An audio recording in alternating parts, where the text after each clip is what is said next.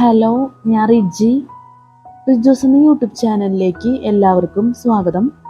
അപ്പം നമ്മൾ പറഞ്ഞുകൊണ്ടിരിക്കുന്നത് ദ പേഴ്സൺ സീസിറ്റി മാനുവൽ 2024 എന്ന ഈ ബുക്കിനെ കുറിച്ചുള്ള വീഡിയോസ്. നമ്മൾ ഫസ്റ്റ് തന്നെ പറയുന്നത് ഈ ബുക്കിലെ പ്രധാനപ്പെട്ട കാര്യം സിലബസ്, അതുപോലെ തന്നെ നമ്മുടെ വീഡിയോട്ട് റിലേറ്റഡ് ആയിട്ടുള്ള പ്രധാനപ്പെട്ട കാര്യങ്ങളെല്ലാം എയർ ഡിസ്ക്രിപ്ഷൻ ബോക്സിൽ കൊടുക്കും. അപ്പോൾ ദയവേത് ചെക്ക് ചെയ്ത് നോക്കണം. ഈ വീഡിയോയിൽ നമ്മൾ ക്ലാസ് എടുക്കുന്ന CCT പേപ്പർ 1 ജനറൽ സ്റ്റഡീസിൽ ചാപ്റ്റർ 2 മിഡീവൽ ഹിസ്റ്ററി ആൻഡ് കൾച്ചറിൽ മിഡീവൽ ഹിസ്റ്ററി. അപ്പോൾ കഴിഞ്ഞ വീഡിയോയിൽ നമുക്ക് കുറച്ച് കാര്യങ്ങൾ പറയാനുണ്ട്. കഴിഞ്ഞ വീഡിയോയിൽ നമ്മൾ വീഡിയോ ചെയ്തതുമായിട്ട് റിലേറ്റഡ് ആയിട്ട്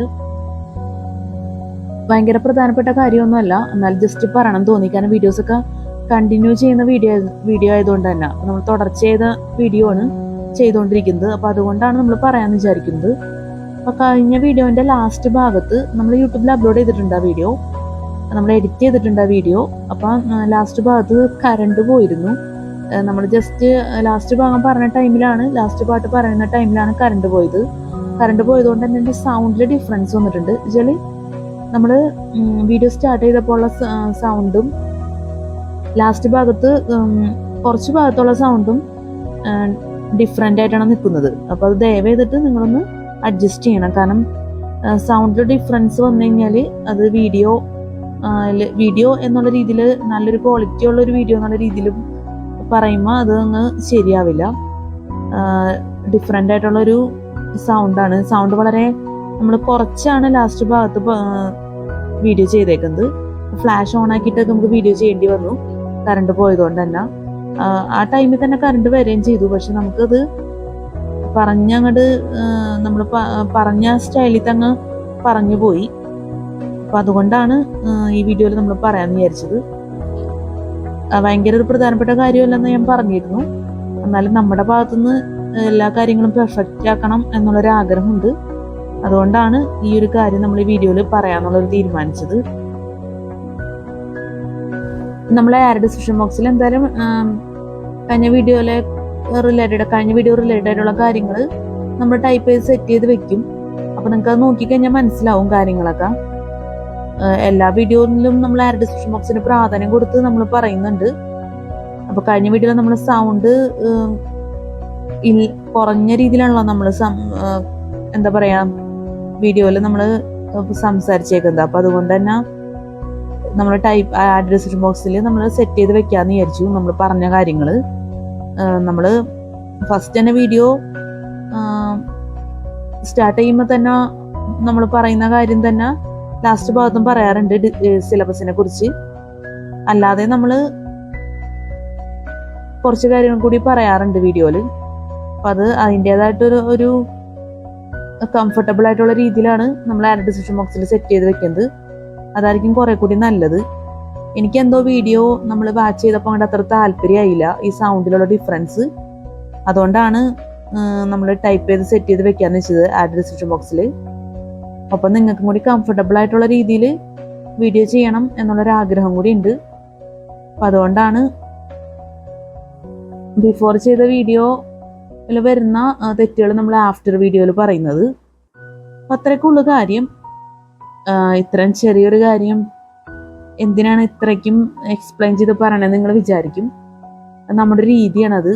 ചെറിയൊരു തെറ്റാണെങ്കിലും ചെറിയൊരു കംഫർട്ടബിൾ അല്ലാത്തൊരവസ്ഥയാണെങ്കിലും നമ്മളത് ഓപ്പണായിട്ട് പറഞ്ഞ് അത് നല്ല രീതിയിൽ തന്നെ അത് എക്സ്പ്ലെയിൻ ചെയ്ത് പോകും. അതാണ് നമ്മുടെ ഒരു സ്റ്റൈല്. അതുകൊണ്ടാണ് നമ്മൾ ഈ രീതിക്ക് അങ്ങ് പറഞ്ഞു പോകുന്നത്. അപ്പം ദയവേത് അഡ്ജസ്റ്റ് ചെയ്യുക, ദയവേത് സഹകരിക്കുക. അപ്പം അത്രയും നമുക്ക് പറയാനുള്ളൂ. അപ്പം 5 മിനിറ്റോളം നമ്മൾ ഇങ്ങനത്തുള്ള കാര്യങ്ങൾ പറഞ്ഞു. ടൈം അത്യാവശ്യം പോയി എന്ന് തന്നെ പറയാം. അപ്പം നമുക്ക് ഈ വീഡിയോയിൽ നമ്മൾ തുടങ്ങുന്നത് ഇപ്പൊ ദ മുഗൾ ഡൈനാസ്റ്റി 1526, 1540 and 1555, 1857 കഴിഞ്ഞ വീഡിയോയിൽ പറഞ്ഞ ടോപ്പിക്കാണ്, ലാസ്റ്റ് പറഞ്ഞ ടോപ്പിക്കാണ്. ഇനി ആ ഭാഗത്ത് തന്നെ Babur before the battle of Panipat പറയാനുണ്ട്. നമുക്ക് തൽക്കാലം ദ ഏർലി മുഗൾസ് തുടങ്ങാം. ബാബർ അതിനുശേഷം Babur before the battle of Panipat നോക്കാം. ഇതിലൊരു ഫിഗറൊക്കെ ഉണ്ട്, അതുകൊണ്ട് ഇത് ആദ്യം പറയാമെന്ന് വിചാരിച്ചത്. സോറി, ഫിഗർ അല്ല, മാപ്പാണ്. The early Mughals 1526 1556. The early Mughals 1526 1556. Babur 1526 1530. Babur 1526 1530. Sahir Uddin Babur is said to have founded the Mughal Empire. He was driven from Samarkand and initially established in his rule in Kabul in 1504. Sahir Uddin Babur is said to have founded the Mughal Empire. He was driven from Samarkand and initially established his rule in Kabul in 1504. He later became the first Mughal ruler. 1526 1530. Sahir Uddin Babur is said to have founded the Mughal Empire. He was driven from Samarkand and initially established his rule in Kabul in 1504. Sahir Uddin Babur is said to have founded the Mughal Empire. He was driven from Samarkand and initially established his rule in Kabul in 1504. He later became the first Mughal ruler 1526 1530. He was determined to expand eastward into Punjab, where he had made a number of forays. Then an invitation from an opportunistic Afghan chief in Punjab brought him to very heart of the Delhi Sultanate, ruled by Ibrahim Lodi 1517 1526.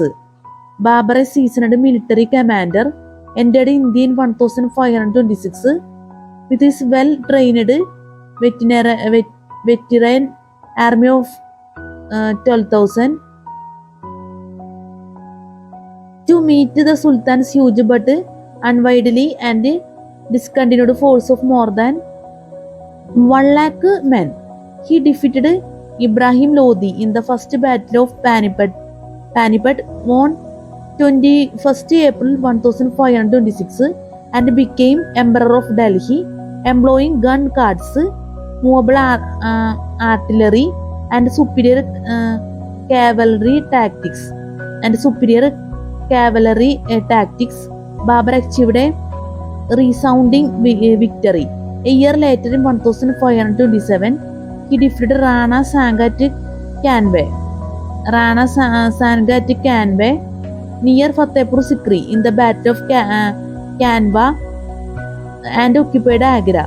In 1529, Babur routed the joint forces of the Afghans and the Sultan of Bengal in the Battle of Gagra, and thus became the master of India.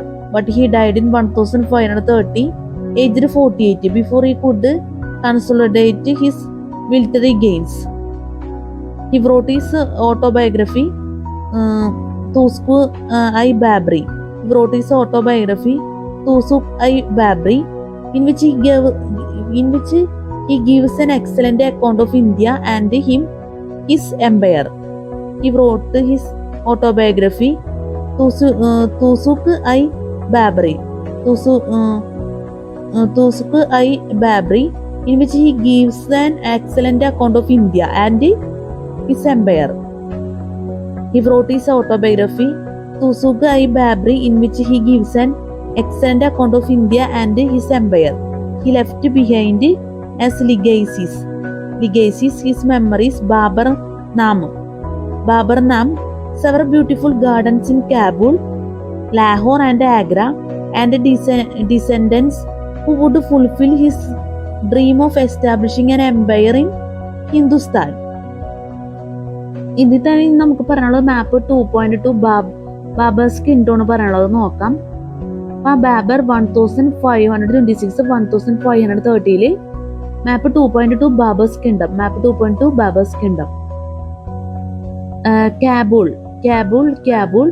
Kandahar Kandahar Kandahar.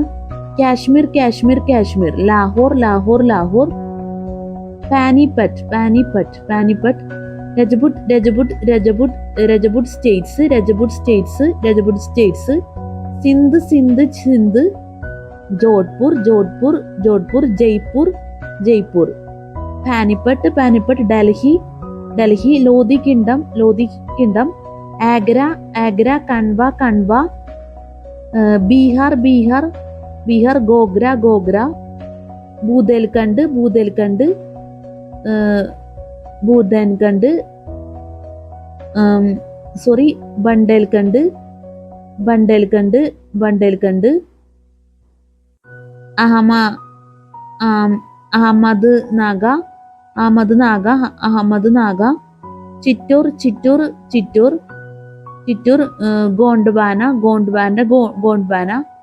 Devagiri Devagiri Devagiri Devagiri. Ahmadnagar Ahmadnagar Ahmadnagar. Amaravati Amaravati Amaravati. Berar Berar Berar. Bijapur Bijapur Bijapur. Bidar Bidar Bidar. Golconda Golconda Golconda.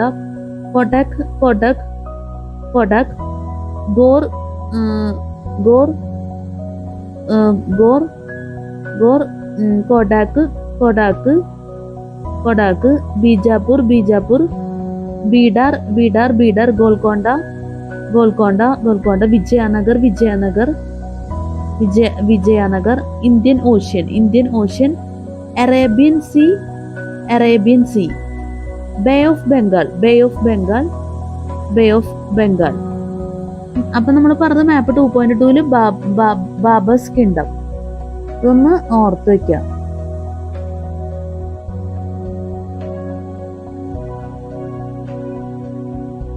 Babur before the battle of Panipat നമുക്ക് ഹുമയൂൺ പറഞ്ഞതിന് ശേഷം പറയാം.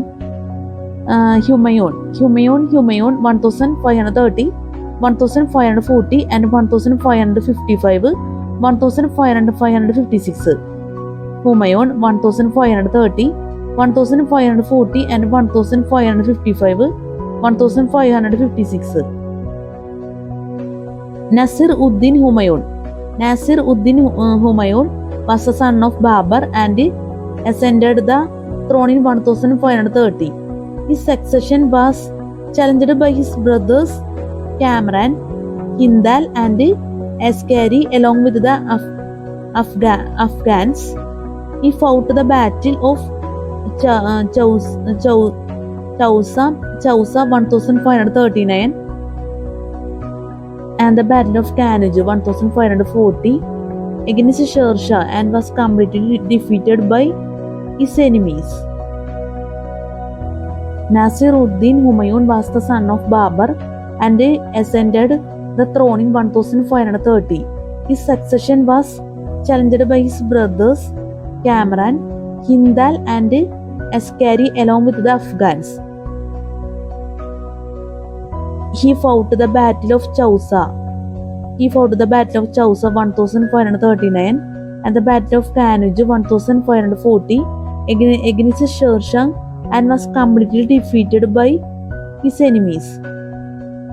Nasir Uddin Humayun was the son of Babur and ascended the throne in 1530.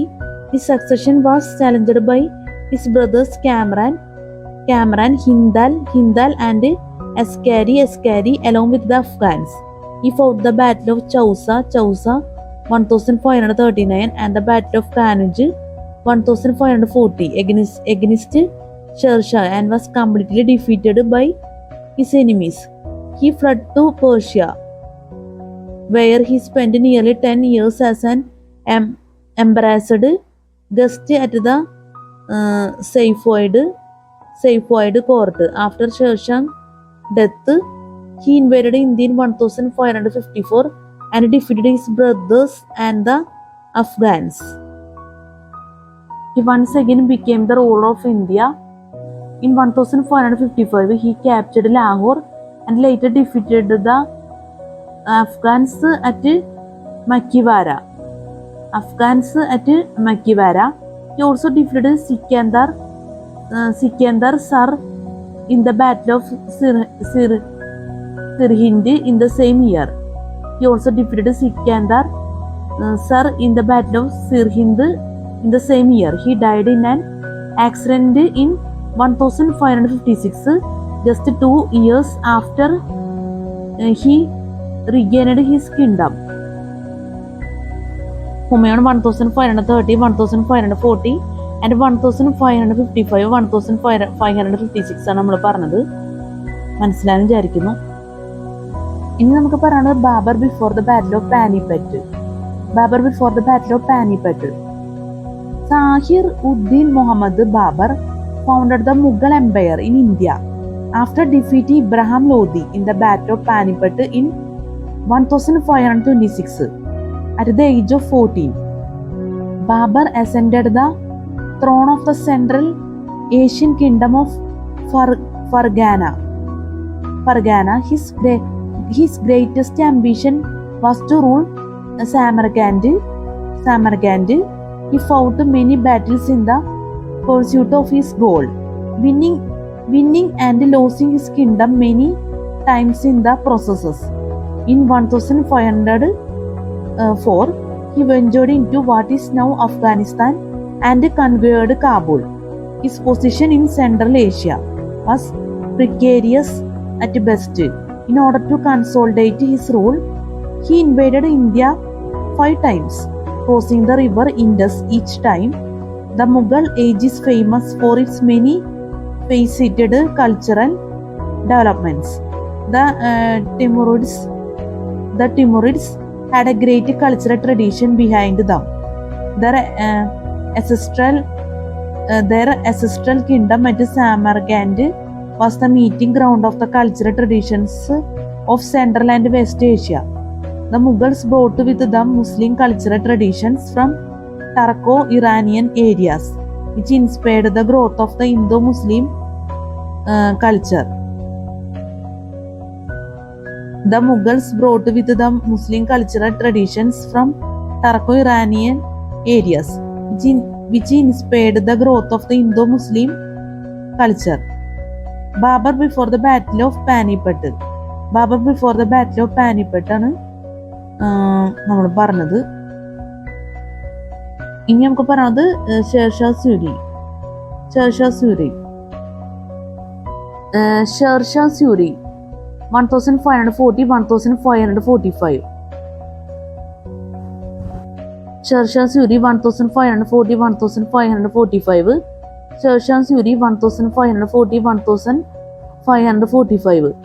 Shershah was an Afghan who ruled the country for a brief period from 1540 to 1545. Shershah was an Afghan who ruled the country for a brief period from 1540 to 1545 after defeating Humayun, thus causing a brief interruption in the Mughal rule. His empire extended from the Brahmaputra in the east to the Indus in the west, from the Himalayas in the north to the Narmada in the south. During his reign of 5 years, he introduced a brilliant administrative system, land revenue policy and several other measures to improve the economic conditions of his subjects. He issued the coin called rupiah and fixed standard weights and measures all over the empire. He also improved communications by building several highways. He built the Grand Trunk Road, GT Road, that runs from Peshawar to Calcutta. He also introduced military reforms. He recruited and paid the soldiers directly, and every soldier has his chehra face recorded and his horse branded with the imperial design, imperial sign dag, he set up cantonments in various parts of his empire, and a strong garrison was posted in each cantonment. ഷേർഷാഹ് Suri 1540 1545 ആണ് നമ്മൾ പറഞ്ഞത്. Spelling mistake ഉണ്ടെങ്കിൽ ദയവേത് ക്ഷമിക്കാം.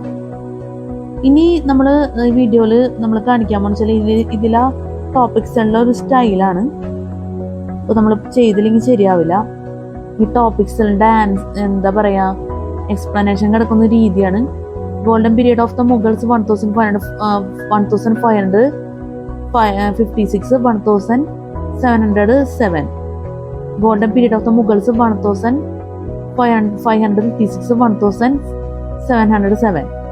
Akbar ഉണ്ട് 1556 1605. അതിന് notable facts about Jalaluddin Akbar first എന്ന് പറഞ്ഞിട്ട് ഒരു ബോക്സിൽ കൊടുത്തേക്കുന്നത്. ഇത് അക്ബർ എന്ന് പറഞ്ഞ ടോപ്പിക്കിന്റെ ബാലൻസ് ഭാഗമാണ്. മാപ്പ് 2.3 അക്ബേഴ്സ് കിങ്ഡം, പിന്നെ അക്ബേഴ്സ് അഡ്മിനിസ്ട്രേറ്റീവ് സ്റ്റൈല്. അത് കഴിഞ്ഞ് പിന്നെ ദിൻ ഐ ലാഹിയാണ് പിന്നെ ബോക്സിൽ പറഞ്ഞേക്കുന്നത്. പിന്നെ സൈഡിൽ വേറെ ടോപ്പിക് ഉണ്ട്, നമ്മൾ വീഡിയോയിൽ കാണിക്കുന്നില്ലെന്നുള്ളൂ. അത് അക്ബേഴ്സ് അഡ്മിനിസ്ട്രേറ്റീവ് സ്റ്റൈലാണ് എൻ്റെ ബാലൻസ് ഭാഗം. പിന്നെ the political theory of Akbar's state, പിന്നെ സോഷ്യൽ റിഫോംസ്. ഇതും ബാലൻസ് ഭാഗം തന്നെയാണ് സോഷ്യൽ റിഫോംസിന്റെ. പിന്നെ പിന്നെ ജഹാംഗീർ ആണ്. അപ്പൊ ഞാൻ വേറെ ഒന്നും കൊണ്ടല്ല, നമ്മളിപ്പോ അക്ബറിന്റെ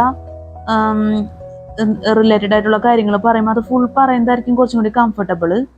അപ്പൊ അതുകൊണ്ടാണ് ഇത് മൊത്തം നമ്മൾ വീഡിയോയിൽ കാണിച്ചത്. കാരണം ഇതിന്റെ സെന്ററിലൊക്കെ ആയിട്ട് വേറെ ടോപ്പിക്കുകൾ വരുന്നുണ്ട്. അപ്പൊ നമ്മൾ അഡ്ജസ്റ്റ് ചെയ്തായിരിക്കും ഇത് പറയുന്നത്. അപ്പൊ അതൊന്ന് ദയവേത് ശ്രദ്ധിക്കുക. ഈ ഒരു സ്റ്റൈലും കാര്യമൊക്കെ നിങ്ങൾക്ക് ഇത് അറിയാവുന്ന കാര്യം തന്നെയാണ്, എന്നാലും നമ്മളൊന്ന് പറഞ്ഞു മാത്രമേ ഉള്ളൂ. പിന്നെ ഈ സൈഡിലുള്ള ടോപ്പിക് കൂടി ഞാൻ ജസ്റ്റ് ഒന്ന് കാണിക്കാണ്. ഈ ഒരു ടോപ്പിക് വരുന്നുണ്ട്.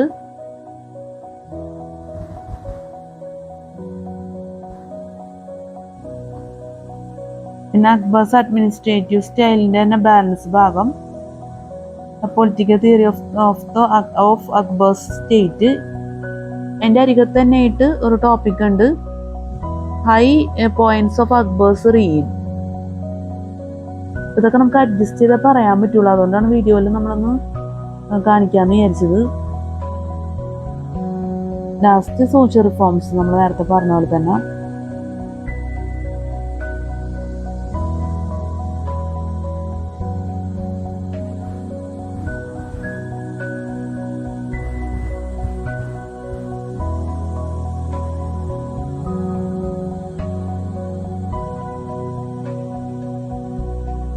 ഇത്രേ ഉള്ളൂ നമ്മുടെ ഒരു ടോപ്പിക്കിന്റെ ഒരു സ്റ്റൈൽ എന്ന് പറയുന്നത്.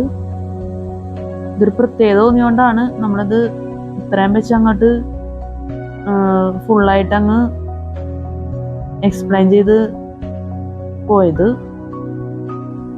നമ്മൾ നേരത്തെ പറഞ്ഞ പോലെ പറയാൻ പറ്റുമെന്ന് തോന്നുന്നില്ല. കാരണം golden period of the Mughals നമ്മൾ തുടങ്ങി കഴിഞ്ഞാൽ പിന്നെ ഞാൻ പറഞ്ഞല്ലോ ഈ ബോക്സിലുള്ള ടോപ്പിക്കുകളൊക്കെ വരുന്നുണ്ട്. അതുകൊണ്ട് അത് നടക്കുമെന്ന് തോന്നുന്നില്ല. എന്തായാലും നമുക്ക് അഡ്ജസ്റ്റ് ചെയ്ത് തന്നെ പറയേണ്ടി വരുള്ളൂ. അല്ലാതെ golden period of the Mughals അക്ബറിന്റെ ടോട്ടലായിട്ടുള്ള ടോപ്പിക്കുകൾ മൊത്തം പറയാനാവില്ല. അപ്പം അഡ്ജസ്റ്റ് ചെയ്ത് നമ്മൾ റിലേഷൻ പോവാത്ത തരത്തിൽ തന്നെ പറഞ്ഞു പോവും. നമുക്ക് സൈഡിലുള്ള ടോപ്പിക് ഉണ്ട്, high points of Sher Shah's rule എന്ന് പറഞ്ഞിട്ട് അത് നോക്കാം. അതിനുശേഷം golden period of the Mughals തുടങ്ങാം. High points of Sher Shah's rule. High points of Sher Shah's rule. Sher occupied the throne of Delhi for not more than 5 years, but his reign proved to be landmark in the subcontinent. He formulated a sound imperial administration that was inspired by the Safavid regime in Iran. Sher employed a powerful army which is said to have comprised 1,50,000 horses, 2,50,000 foot soldiers and 5,000 elephants. He personally inspected, appointed and paid the soldiers, thus making him the focus of loyalty and subduing the jealousies between clans and tribes. To prevent fraud, he revived the tradition of branding horses introduced first by Alauddin Khilji. The principal reforms for which Sher Shah is remembered are those connected with the revenue administration. He set up a revenue collection system based on the measurement of land. Justice was provided to the common man. The currency was also changed to finally minted silver coins called dam. During his lifetime,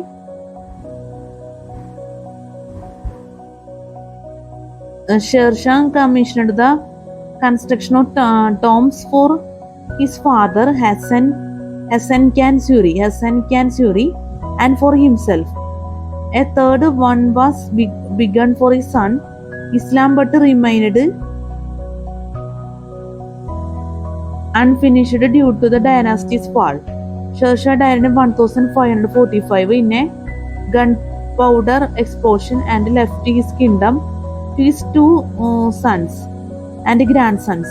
Unfortunately, his successors were incompetent and succumbed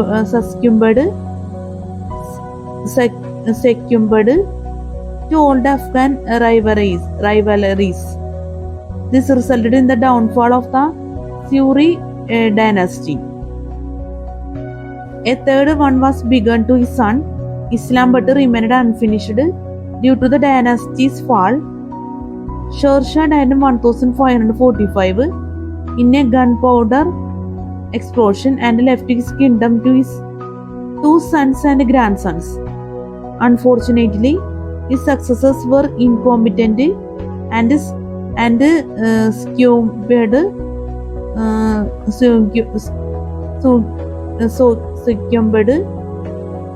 to old Afghan rivalries. Unfortunately, his successors were incompetent and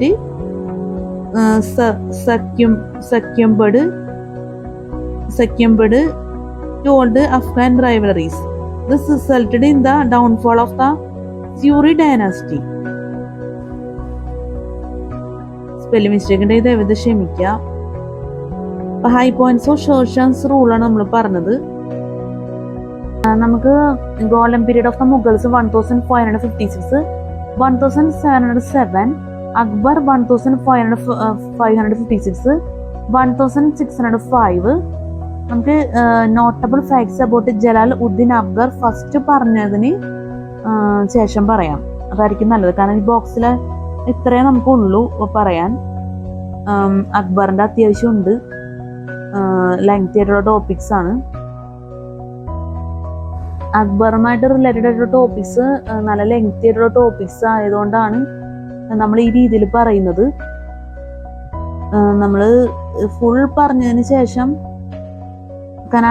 administrative style വരുന്നുണ്ട്. പിന്നെ അക്ബറിനെ കുറിച്ചുള്ള starting explanation, the political theory of Akbar state, social reforms ഇതൊക്കെ വരുന്നുണ്ട്. പക്ഷെ നമ്മളത് totally ഞാൻ നേരത്തെ പറഞ്ഞല്ലോ, പറയാൻ നോക്കിക്കഴിഞ്ഞാൽ തന്നെ നമുക്ക് ഈ ബോക്സിലുള്ള ടോപ്പിക്സുകളൊക്കെ നമ്മൾ വേറെ പറയേണ്ടി വരും. അപ്പൊ അത് ശരിയാവില്ല.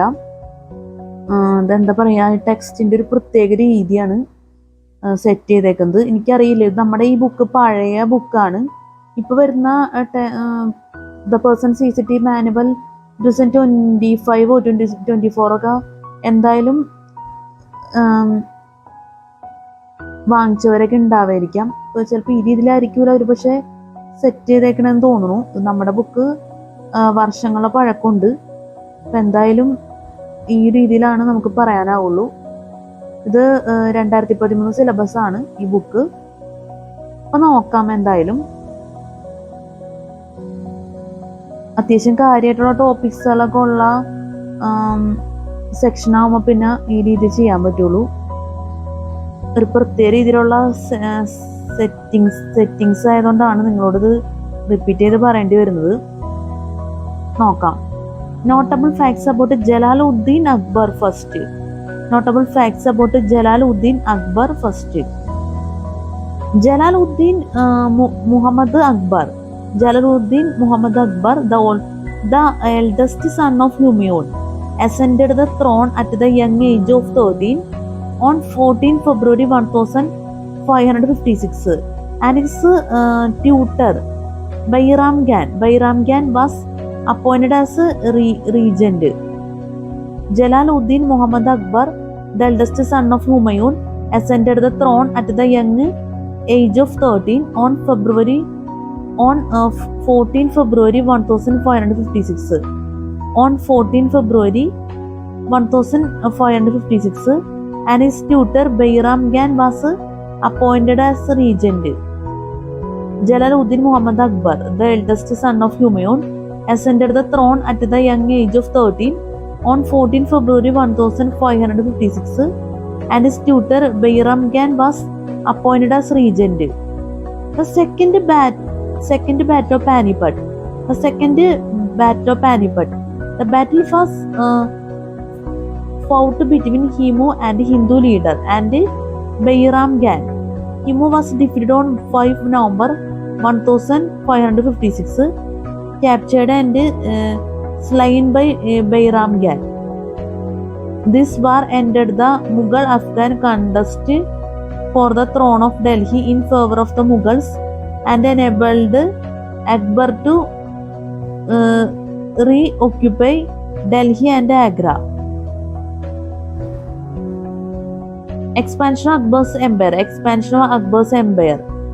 Akbar entered the regency of Bayram Gan in 1560 and at the age of 18 assumed the reins of the kingdom. In his bid to expand his empire, he conquered various towns and forts such as Gwalior, Ajmer and Jaunpur, and also annexed the kingdom of Malwa, which brought him into the neighborhood of the Rajput kingdom.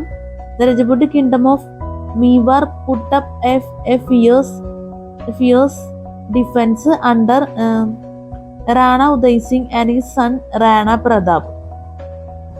Akbar conquered Gujarat 1572-1573. Bengal 1574-1576, and by 1595 he conquered Kashmir, Sindh, Orissa, Central Asia, and Kandahar, Afghanistan. Akbar and the Rajputs.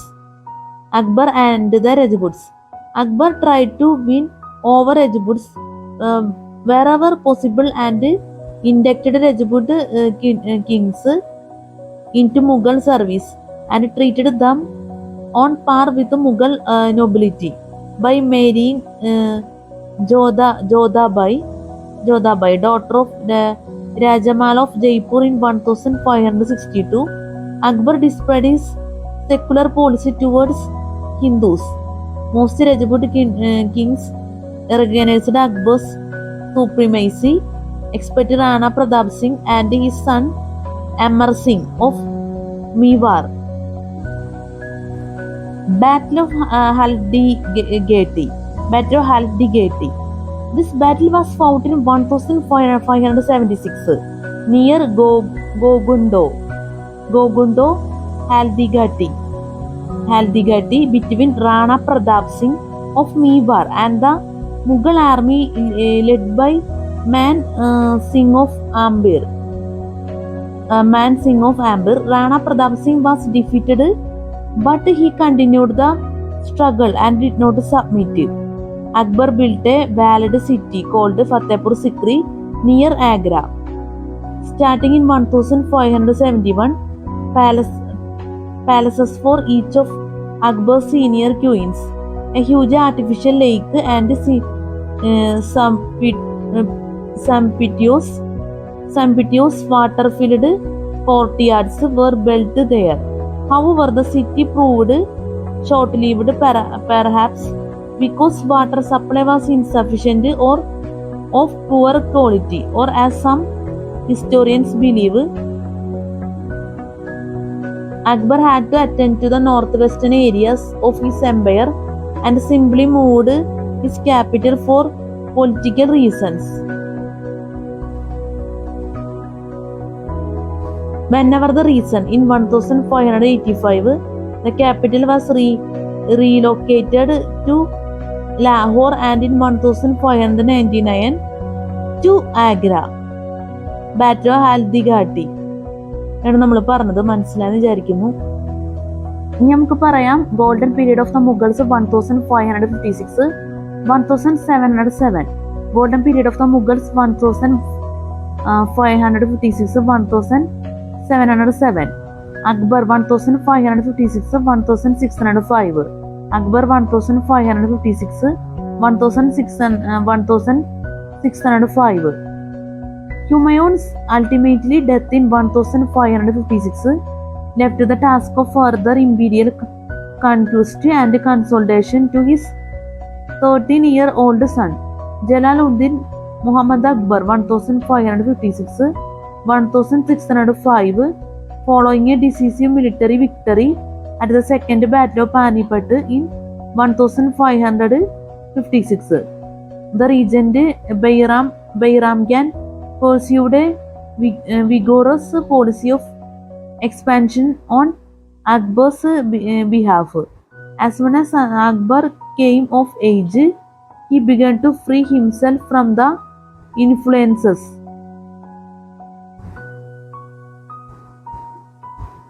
Humayun's ultimate death in 1556 left the task of further imperial conquest and consolidation to his 13-year-old son, Jalaluddin Muhammad Akbar 1556 1605. Following a decisive military victory at the Second Battle of Panipat in 1556, the regent Bayram Khan pursued a vigorous policy of expansion on Akbar's behalf. As soon as Akbar came of age, he began to free himself from the influences of overbearing ministries, court factions, and harem intrigues, and demonstrated his own capacity for judgment and leadership. A workaholic who seldom slept more than 3 hours a night. He personally oversaw the implementation of his administrative policies, which were to form the backbone of the Mughal Empire for more than 200 years. He continued to conquer, annex, and consolidate an empire with far-flung territories.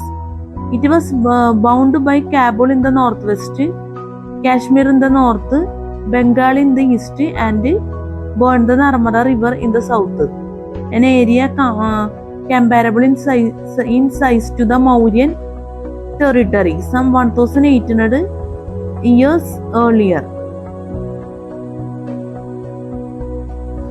ഇനി നമുക്കൊരു മാപ്പാണ് പറയാനുള്ളത്. Map 2.3 Akbar's kingdom. Map 2.3 Akbar's kingdom.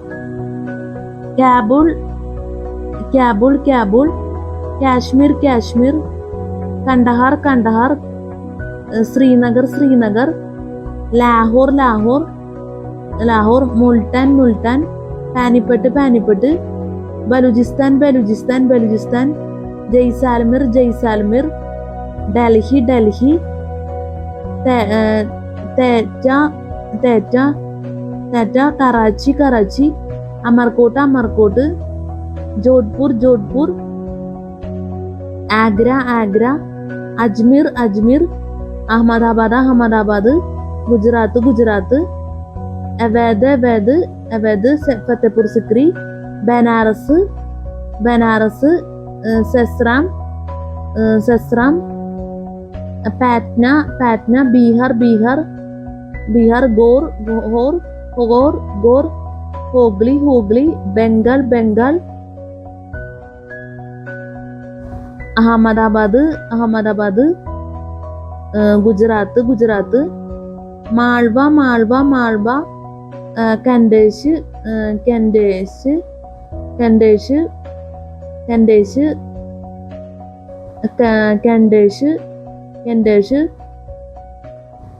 Surat, Beerar, Gondwana,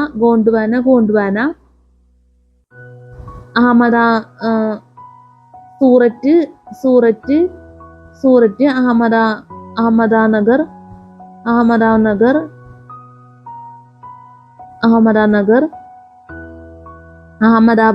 Ahmedabad, Gujarat, Malwa, Khandesh, Beerar, Surat, Ahmednagar, Gondwana, Bidar, Bijapur, Golconda,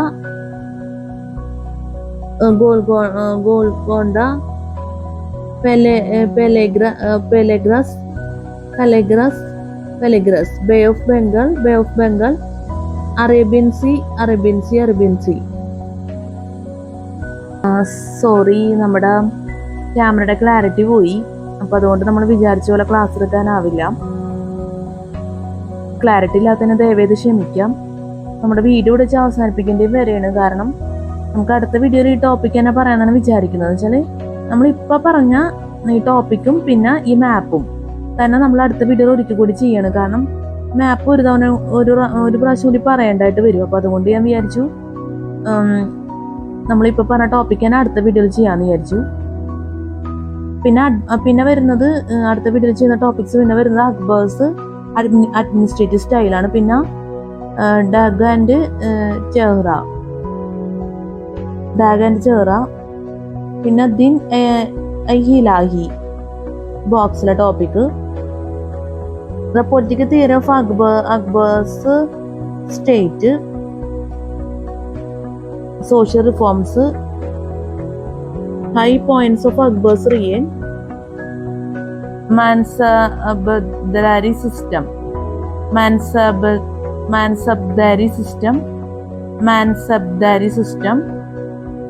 Fatehpur Sikri, പിന്നെ ജഹാംഗീർ 1605-1627. ഈ ടോപ്പിക്സുകളൊക്കെ നമുക്ക് അടുത്ത വീഡിയോയിൽ ചെയ്യാൻ പറ്റുന്ന പ്രതീക്ഷിക്കുന്നു.